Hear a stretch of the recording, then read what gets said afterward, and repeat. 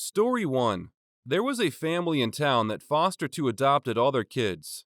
Everyone had known one of their daughters since she was quite young, and then they adopted another girl her age when we were in 8th grade. They did not get along. When the original girl developed epilepsy a few years later, her new sister claimed she was faking, and everyone thought she was so mean and ostracized her. Eventually, she had to fend off the seizures all along when she signed up for basic training, which she never even completed. Unfortunately, this was after we all graduated, so we never got to apologize to her sister. Story 2. In high school, that the biology teacher was growing weed in the environmental lab. Supposedly, he did it for 30 years without anyone noticing. No one could ever prove it, though.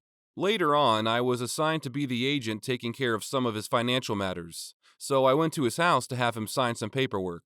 He had a hydroponic setup there, so I asked him about the environmental lab. It was like Han Solo in The Force Awakens. Oh, it's true, all of it. Then he offered me a brownie. Story 3. Our science teacher was having an affair with our science technician, and regularly left the class to have sex with her in the technician's room. That rumor started day 1. Then, 4 years, 2 divorces, and 2 very quick departures later, it was confirmed. And what was left behind was a technician's daughter in my year whose life had fallen apart. Story 4. That one of the students was actually a cop. Turns out he was a cop and busted one of the actual students for selling handguns in school. If you thought 21 Jump Street was unrealistic, think again. Cop was a 33-year-old male and undercover for like half the semester. Story 5. One of the seniors in my school wrote all over the men's bathroom about bringing a bomb to school. The bomb squad evacuated us all. Dogs came, and they found one in a random locker. It was absolutely nuts. Kid got arrested 2 seats next to me in English class a couple of days later once they could prove he did it. Story 6. There was always a rumor that the head janitor was a huge pothead and would smoke with students in one of the storage sheds away from the main building.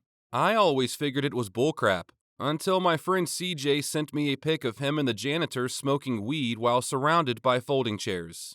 Story 7. In my Catholic Jesuit high school, one of the priests and one of the nuns were very close friends. We all loved them, and we could see that they were quite fond of one another. And they made a really nice-looking couple.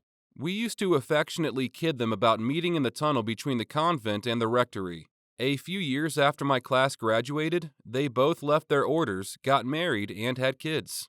We're all very happy for them. Story 8. Our freshman science teacher was a massive jerk to any girl and would frequently throw the dress code book at girls for the slightest issue. Everyone said it was because he was angry at his daughter for becoming a pole dancer. Well, that ended up being true. Story 9. I had a science teacher that was rumored to get a boner whenever he started shouting. We thought it was a myth, until we noticed it for real. He would always try to put one leg up on a chair to hide it. Story 10. This girl at my school who was maybe 16 was banging all the older kids who never left for college.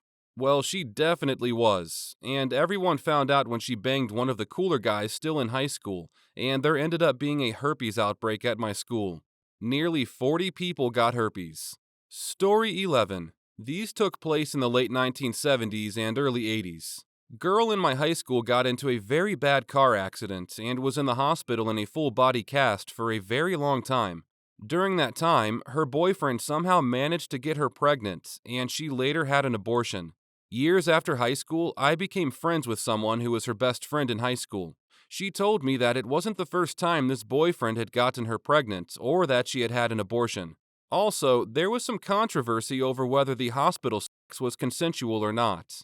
Also, her parents had to pay a lot of money for her to get therapy. Also, in high school, there was this kid I viewed as an arrogant punk. He always had a ton of money and was into photography. Apparently, his father was a professional photographer. The rumor was that he was paying a lot of money to the hottest girls in our school to pose nude for him, penthouse style. At the time, I had seen Playboys but no penthouses, and didn't realize that the poses in Penthouse were a little more explicit. I ran into him a couple of decades later, and we went to a nearby bar to have some drinks. He seemed very humble at this point, as if life had grinded him down. He admitted to me that he had become an alcoholic. I told him about the rumor, and he confirmed it, saying his father had put him up to it, and that his father was the one who wanted the pictures, and that was why his father gave him so much money. After his father died, he inherited all his stuff, and while going through some boxes, he ran across the pictures. He destroyed them immediately, not wanting to get caught with them because they were girls. I'll add this one too, even though it hasn't been confirmed and is probably somewhat true, but not completely true as told. There were rumors that a girl who was a senior when I was a sophomore appeared in a film while she was in high school. Again, this was the late 70s, probably 1978, and we were only about 20 miles from San Francisco, where a lot of those films were being made at the time. Also, she would have been 18 at the time. There are a few guys I know who have spent the last 40 years trying to find this film. I think that with the internet and all the resources available, if this film existed with her in it, someone from high school would have found it by now. I've heard from another that may know that all she did was agree to be an extra in a scene where she and a bunch of other extras went skinny dipping in a river for about $40, and that no one knows, including her, what happened to the film. My guess is that someone heard about this and decided to embellish the story. Story 12. There was a rumor going around in my high school that an English teacher and a biology teacher were sleeping with each other. I thought it didn't make any sense at all, other than being strict teachers who graded harshly. It's not like they had anything in common, and I've never seen them talking to each other or interacting in any way. They were both married, and besides, she was youngish and attractive, and he was, not. I had always figured that someone who managed to flunk both classes at the same time just decided to start a rumor. My brother is 6 years younger than me, and during his time at the school, they both were fired suddenly in the middle of the school year. Turns out it was true all along. They had been caught fraternizing on school grounds. I was pretty surprised. Of all the weird rumors that go around in a typical school, that was the one that had to be true. Story 13. There were rumors that there was a network of underground tunnels that connected every building on my college campus. Didn't believe it until I walked through them myself. To clear up the mystery still remaining and elaborate a bit, 1. Grand Valley State University in Grand Rapids, Michigan, but the tunnels are under the main campus in Allendale. 2. Can confirm they were maintenance and steam tunnels. Some older sections may have doubled down as bomb shelters.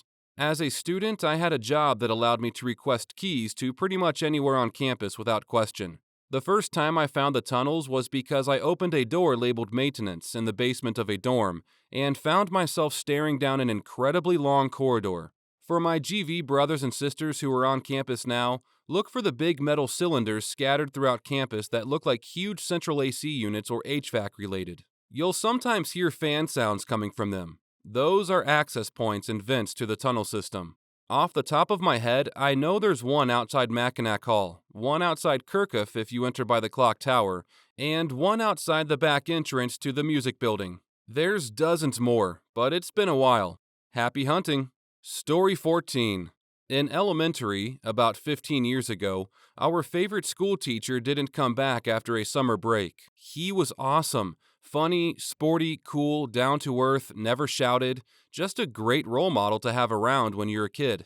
Rumors went around that his wife and daughter died in a car accident. No one believed it. It was just what kids said on the playground. Somebody heard it from somebody who heard it from somebody. Then I went to the local grocery store with my mom a little while after school had started again. I saw my old teacher. He was a shell, a wreck. I was only 8, but even then you can tell when someone isn't there anymore. I asked the parents of my friends, and they confirmed the rumors. I felt so bad that something as awful as that could happen to one of the best guys I ever knew and always looked up to. Turns out he committed suicide a couple of years ago. Same bridge that his wife and daughter died on all those years ago. Story 15. This was a rumor that went around my elementary school. Basically, my school had a lockdown, but they didn't tell us what it was for. One kid came in the next day and told us that his sister said it was a cow in the field between the high school and the middle school. So my second grade class went and told everyone else in the school. The next day we had an assembly, which confirmed this rumor. Story 16. When I was a sophomore in high school, the basketball coach became the new principal of the school. He had a girl who was on the girls' basketball team working in his office. Back then, students were allowed to work as an office assistant if their grades were good and if they're seniors. She was there almost all the time, even when she wasn't supposed to be.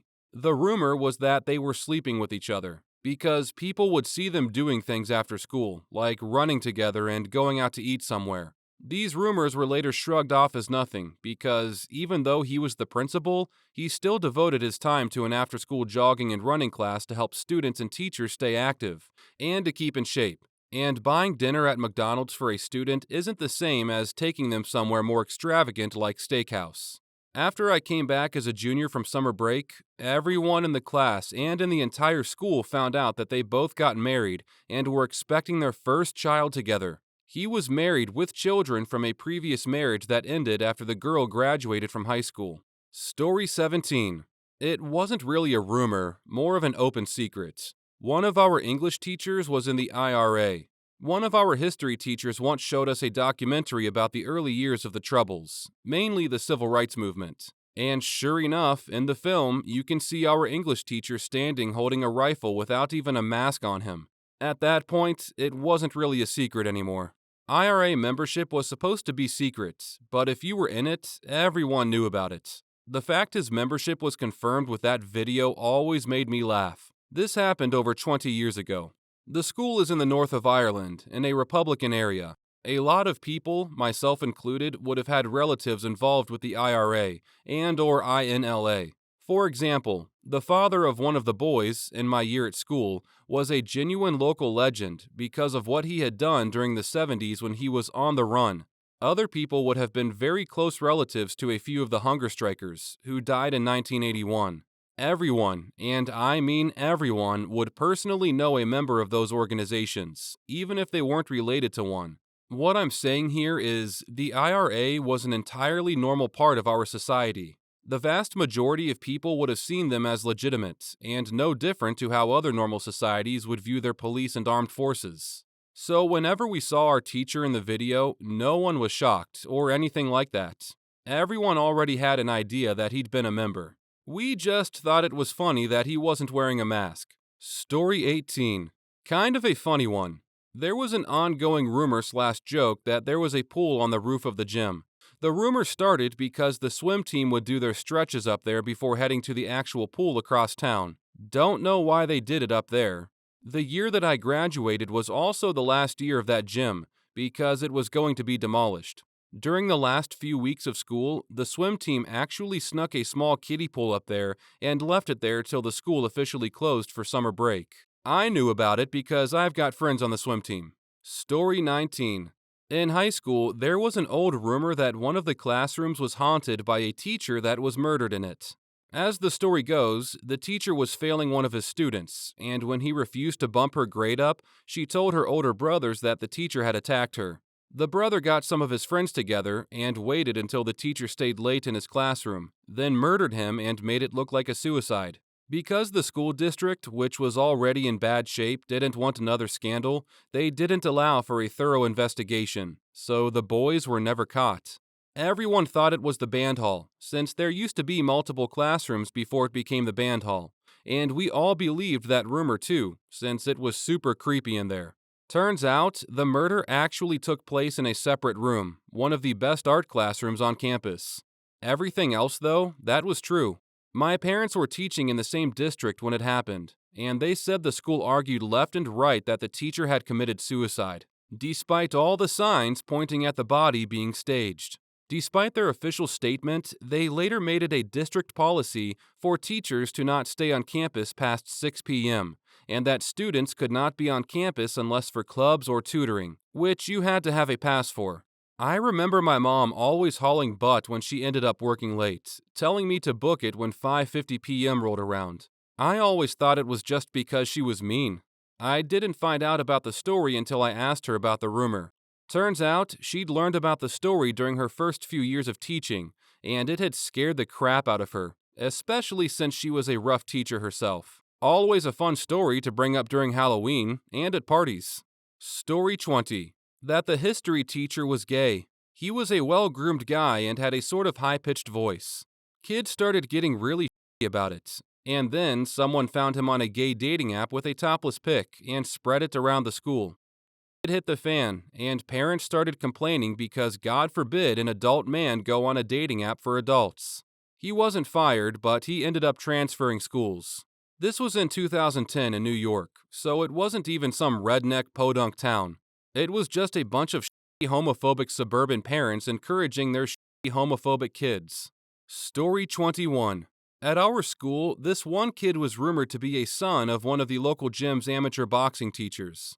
None of us had any real reason to think twice about it. Once we got to high school, this kid started teasing that kid. I had a couple of mutual friends with the bully, so I warned the guy he might want to let up on teasing him. A couple of days went by, and the dude didn't stop. And the boxer's kid proceeded to give this guy one of the worst one-sided fights I have ever seen. The bully learned his lesson and never bullied anyone else for the rest of our high school years. So it turned out to be true. Story 22. There was a rumor that this kid helped murder a guy during a robbery. It was a small town, and the day after the robbery/murder, it seemed like everyone at school was talking about this kid being involved. Someone else was convicted, an old former student, and the rumor sort of faded out. We all graduated. Some of us moved away, and the rest of us avoided the psycho. A decade or so later, he was arrested and convicted of the murder when his accomplice flipped on him to get parole. Story 23. There was a rumor that a substitute teacher was actually a new transfer student. He was able to cover it up for a week before getting caught. He stopped going to school after that. Years later, we heard news that he was arrested for check fraud and identity theft. He was basically a con artist, impersonating airline pilots, doctors, lawyers, etc. He cashed in fraudulent checks amounting to millions of dollars. After serving his sentence, he was recruited by the FBI and helped develop a patented check security authentication that helped companies fight against check fraud. Story 24. I heard rumors that a girl was found dead in a bathroom stall with an accusatory note smeared or scrawled on the walls. I dismissed them. It was a dull fall season, and you know what bored high school students are like. I was an assistant to my English teacher at the time. I wanted service points and a good reference, and I was her favorite student. She let me stay in her private teacher's lounge to help her with marking assignments while she called a meeting with her fellow teachers. It turns out that the rumors were true. A student had killed herself through overdose in a bathroom, and it appeared that the death was deliberate. After much discussion, during which I was squatting in a corner by the heater under the window, the teachers decided to avoid addressing or denying the subject, in hopes that all the rumors blew over. The dead were dead, and nothing could be done. At the time, I was furious about the idea of covering up a death. Later, when I grew older, I realized that they were right. A certain parade of death is part of any group or institution. It's a fact of life. While hiding from death in your personal life is unbecoming behavior, for life to go on, it's sometimes best to hold your tongue to avoid disturbing the peace. I would think about that dead girl in that bathroom stall, when, years later, I'd keep a suicide quiet myself. I think if they'd thought about kicking me out of that room during the meeting, I'd have a different outlook on death and life. My English teacher specifically said there was no harm in letting me stay, that I was a good kid. What did that mean? That I could be trusted to be quiet? Probably not.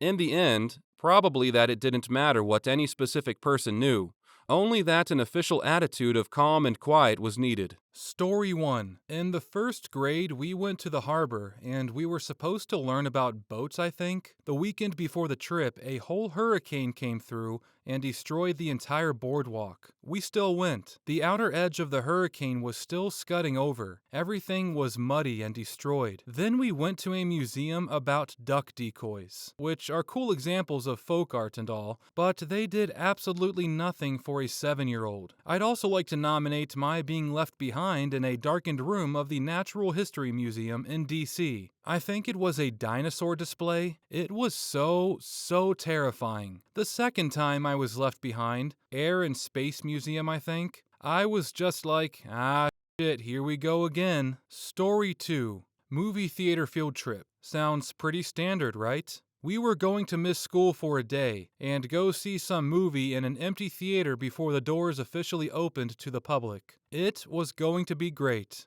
So we get to the theater and are escorted to the concession stand. We go to pull out our money to buy snacks, but are told that we're not allowed to buy our own snacks. No, we have to take what they've already prepared for us. What we get is a little kid's snack box, which includes what is probably half of a small popcorn, a small Pepsi, a fun-size M&Ms, and a freaking good and plenty. So everyone is pissed off already, but things are only going to get worse from here. We're led into the theater proper, which again is entirely empty because the place isn't open to the public yet. We start to walk up to the back of the theater when we're stopped by our teachers. We are told that we have to sit in the front rows. We have the entire theater to ourselves and could get the best seats in the house, but no, we have to sit in the front with our necks tilted back all the way just to see the screen. And then the lights go out and the movie starts, and the theater erupts into chaos. See, there's one other little problem I neglected to mention before. At no point were we told what movie we were going to see. Most of us didn't care at the time, since either way we were getting out of school. But once the movie started, we started to care. It looked to be some sort of 80s action cartoon movie. It heavily reminded me of He-Man, but I'm almost certain it wasn't actually He-Man. Keep in mind, we were middle schoolers in the early 2000s. There were any number of other, more recent movies they could have shown us, but for some crazy reason, they decided that the best thing they could show a group of already angry middle schoolers was some 80s cartoon film, and not even something good like a Disney film. We basically rioted. There was screaming, there was food being thrown, and even after the teachers finally managed to calm everyone down, literally nobody watched the movie. We all just sat and talked with each other, completely ignoring it. Within 10 minutes of the start of the film, the teachers just gave up and let us do whatever we wanted. The whole thing was a disaster, and I have no idea what they were thinking with that field trip. Story 3. Fort Griffin in Albany, Texas. In the 7th grade, we took a Texas history class trip to the Civil War era fort. The field trip itself was awesome. Lots of attractions and lectures about prairie life, Native American culture, etc. The first few hours were fine, despite my cough and scratchy throat. But as the day progressed, my throat became very sore. The kind of sore where you'd rather spit than feel the sting of swallowing. Lunchtime came, and I didn't want to eat and barely sipped a bit of soda from the pain. As the day continued, so did my illness. By about 1 p.m., it was clear this was some sort of flu. West Texas is still very hot in October, so of course the teachers wanted us to keep a water bottle and hydrate. But I can't. It hurts too much to drink. I'm queasy from the illness and not eating. I'm absolutely miserable, overheated, and tired. We gather up to watch the final presentation, a mock battle where they fire off cannons and stuff, but I don't see much of it because I have to go to a secluded area and throw up. Obviously, not much came out, but I did feel some relief. As we headed back to the buses, I decided the move was to chug like 3 bottles of water as fast as possible just to fill my gut. It's about a 45-minute drive back to the school, and of course, the air conditioner on the bus is crappy, so I have my window down for some fresh air. My assigned seat buddy was this super cute girl who I don't really know that well, so we don't talk much, but I'm also not feeling up to chatting. I'm focusing on my ever-shrinking esophagus and the urge to purge. Despite all my mental willpower, it wasn't enough. As 1.5 liters of water rapidly escapes my stomach, I try to just cover my mouth and hold it in. My hand causes the old spray nozzle effect, and I cover myself and my seatmate in hot water. And there's still about 10 more minutes till we get back to the campus. Story 4.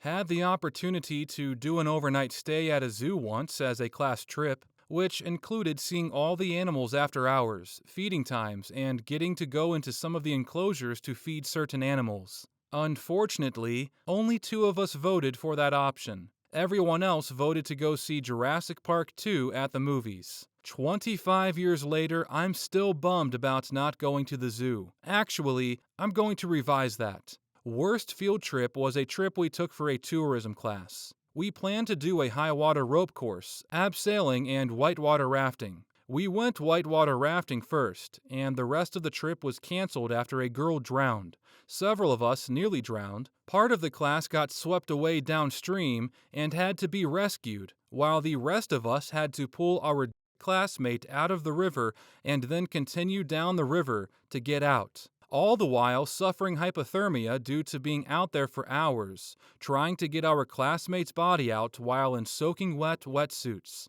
The rest of the day was spent smoking while trying to get warm and waiting to be interviewed by the cops. Second worst was 6 months later when our traumatized class was forced into high-speed jet boats in extremely low water levels, when none of us felt comfortable going anywhere near a boat yet. Tutors told us to suck it up, get on the boat, or we'd fail the year. Story 5. One of the local museums where I grew up and went to high school had this guy who can only be described as a complete boffin, who took us out to look at geographic features in our local area. The tour guide had a special ability to make even semi-interesting features like earthquake damage seem completely boring. The worst part is we had a speaker system on the bus, and he had it on full volume, so we were unable to talk amongst ourselves and disrupt his monotonous voice. The entire trip, the guide had a fixation on a feature called a truncated spur, essentially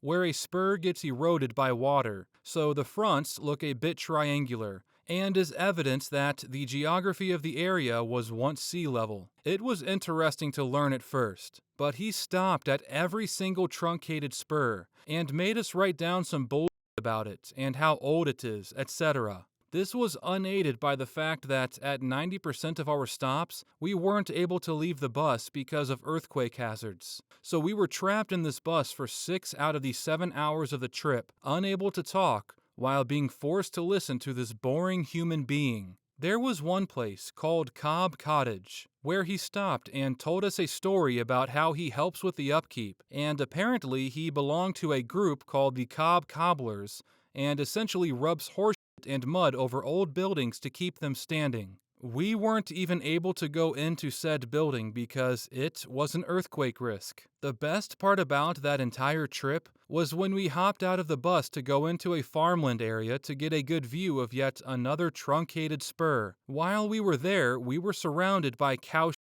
which reeked, and the tour guide was like, "This is a nice spot for lunch." Worst thing is, 2 years later, we were taken by the same boring guy around another area for a local history tour. The area was pretty much right next to my house, and the guide stopped at the top of walkways to historic sites and talked over us for 30 minutes at a time and told us what we could see, even though the walkway down would only have taken 5 minutes. The day after that second trip, our teacher apologized and let us play Pictionary for the whole lesson. This was in high school, so we were all like 16 to 18 at the time, and well beyond wanting to participate in this kind of BS. Story 6. The field trip was fine, but what happened afterward was one of the worst things to happen, in hindsight. I was 10 years old when this took place. Went to a fort in elementary school, and I had just transferred to a new school. There were lots and lots of schools there that day, and I happened to see my old friends. Broke away from my group to be with them instead. At the end of the day, I ended up getting on their bus without thinking, and my old school at the end of the day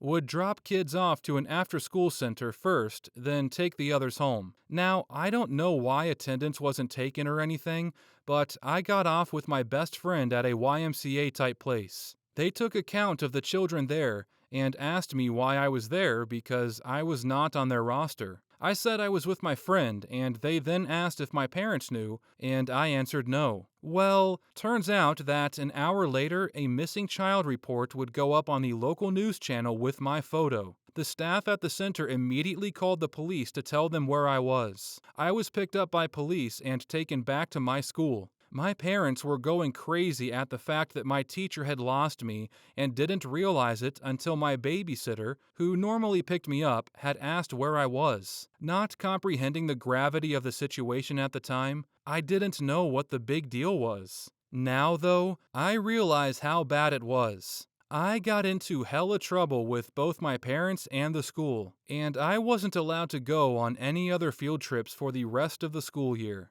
Okay, I know this is a seriously bad thing, but I think not being able to go on any more field trips for the rest of the year is a tad harsh of a punishment for a 10-year-old. You were with a friend and didn't realize the gravity of the situation. Story 7. In elementary school, we took a field trip to prison. I don't remember much, but it was very boring, and we did a lot of walking. I do, for whatever reason, remember my teacher saying, "It always breaks my heart whenever I see one of my previous students here." I also remember some kids were actually scared to even be there. Not sure who thought it was a good idea, but I'd rate it a 3 out of 10. Story 8. Army Academy. I wanted to be a soldier, had a solid career path wherein I was going to nursing school first and then become an army medic. Plus side is if you enlist with a degree, you immediately become a ranked officer. So yeah, get in, learn all about it. Then they tell me I was too short to enlist.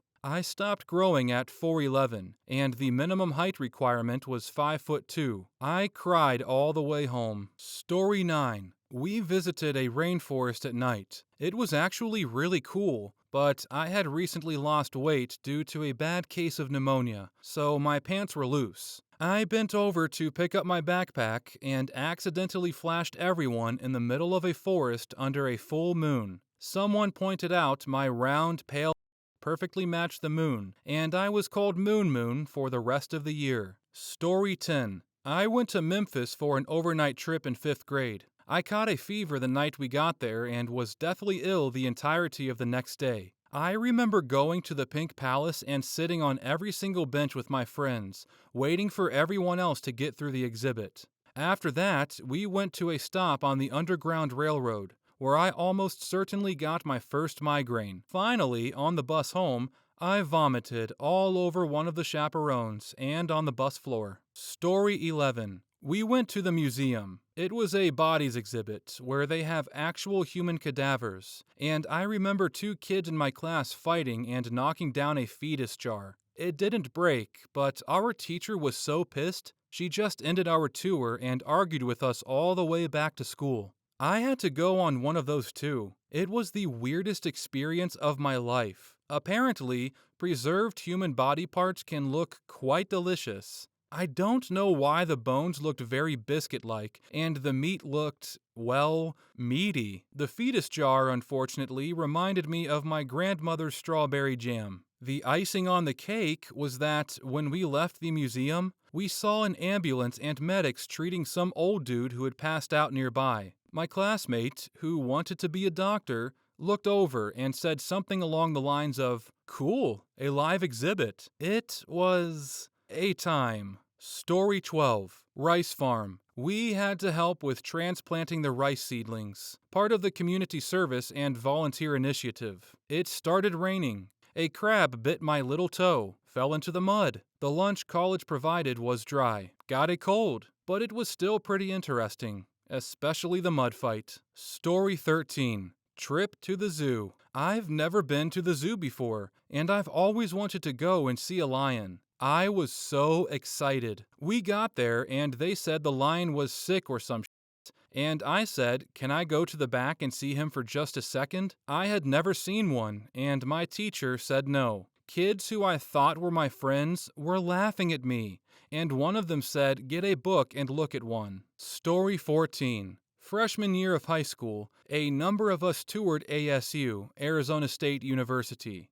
A bunch of us got lost due to highly conflicting information, which ended up involving temp police, a bunch of parents, and a teacher being suspended. He resigned a few days later. Long story short, different teachers were giving different times and locations to different groups of students. Some students, such as myself, stayed on campus. Other students just walked off and tried taking the bus back to our school. This got law enforcement involved, which in turn got parents involved, who had then threatened possible legal action. So the teacher who had organized it in the first place was suspended, pending an investigation. He quit instead. This also happened to me. It was an 8th grade field trip to the local high school, and the teacher we were with did not realize we were supposed to meet the other teachers and students for lunch. So we missed lunch, and all the teachers were arguing with the one we were with, and they almost called the cops. Interesting to say the least. Story 15. School trip to Ellis Island before it was restored in the 90s.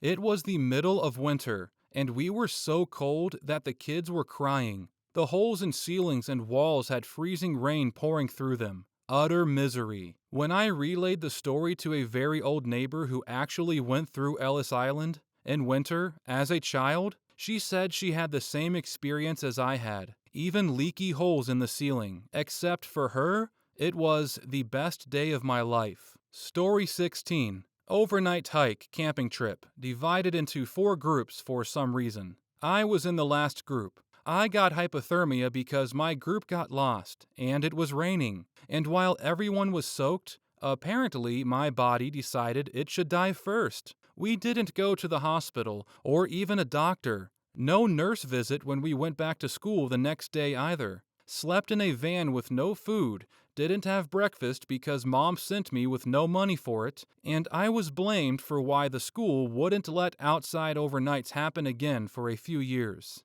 Thanks, MP. Story 17. When we graduated, my entire class was supposed to go to Disneyland on 4 buses. Halfway there, one of the buses breaks down. They did not account for the possibility of needing extra seats. I spent a good 8 hours sitting crisscrossed on a bus floor with about 30 other kids also crammed onto the floor. People were triple seated. It was f***ed. Story 18. Go to an alternative high school, and every month or so we go on Leaving to Learns. One time, my class went to a local robotics place. It was pretty decent, but the employee that was giving the tour looked down at my stomach right as she said, "large." Later that same day, I volunteered to help rake an elderly couple's yard with some classmates from another grade. Before we raked the yard, however, the couple treated us to lunch, warmed up canned chili and hot dogs. Guess who got a way bigger bowl of chili than everyone else? The universe was telling me to lose some damn weight that day. Anyways, the elderly couple were really nice, but very country and very religious. Before we ate, we had to do a prayer circle. While we were eating, they were playing a harmonica cover of Amazing Grace. When we were done, they gave us each letters from God. I never thought I'd see my fellow foul-mouthed weed and vape-smoking classmates in a prayer circle. It was hilarious.